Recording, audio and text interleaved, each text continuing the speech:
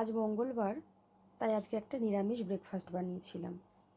আমি এক বাটি সুজিকে একটু নর্মাল জলে ভিজিয়ে রেখেছিলাম। 15 মিনিটের মতন আমি ভিজিয়েছিলাম। তারপর একটু নাড়িয়ে তার মধ্যে হাফ বাটির মতন ময়দা আর 2 চামচ, বড় চামচের 2 চামচ চালের গুঁড়ো,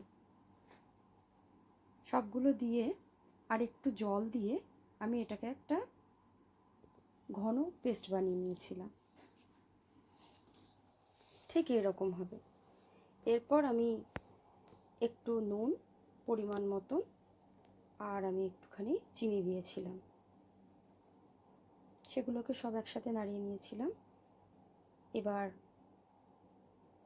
দুটোর মতন আলুকে আমি গ্রেট করে ভালো করে ধুয়ে নিয়ে জল চিপড়ে নিয়েছিলাম, আর একটা গাজরকেও গ্রেট করে নিয়েছিলাম।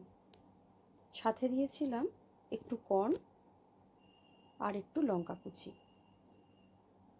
সবগুলো ভালো করে মাখিয়ে নিয়ে আমি একদম এই রকম বানিয়ে নিয়েছিলাম, যাতে পাতলা হবে না, ঠিক এরকম একটু ঘন ঘন থাকবে।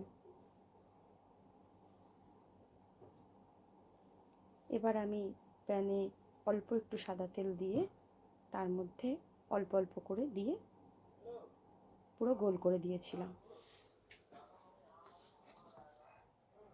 কিছুক্ষণ ভাজা হলে অপর পিঠটা ভাজতে দিয়েছিলাম।